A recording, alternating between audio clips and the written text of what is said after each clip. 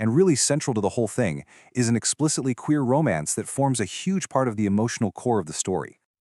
All right, we've talked about all the amazing things. Now, now we have to talk about the elephant in the room. This is the big one. It's the one thing about this book that divides everybody. Yep, over 800 pages. This is a doorstopper, a weapon. It is a beast of a book. And that length obviously has a huge impact on how the story feels to read. Let's be clear, this is not a quick, breezy read. This is a commitment. And this really gets to the heart of the pacing debate.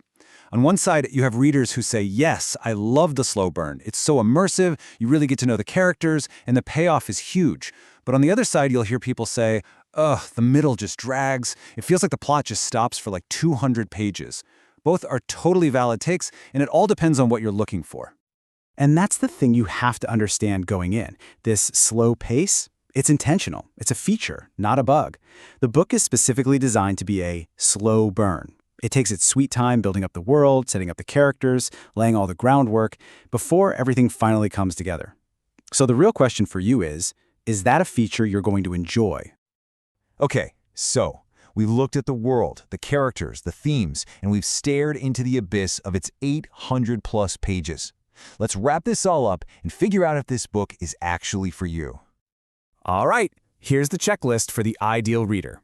If you're sitting there nodding along to this, like you love the idea of a standalone epic, you're all in for a slow burn story, you actively seek out feminist and queer narratives, and you just want to get lost in some dense political world building, then, honestly, you should probably just stop watching and go buy this book. It was practically written for you.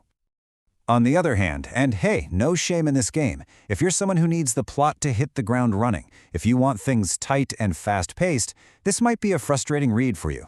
If you dislike juggling multiple perspectives, or just don't have the time for a book this long, you might want to give it a pass. So, in the end, it really all boils down to this. Is an 800-page epic your next adventure? Are you willing to trade a fast pace for massive scope? Are you ready to put in the time for a journey that's slow to start but builds to something truly special? If the answer is yes, then you've got an absolutely unforgettable story waiting for you. The choice is yours.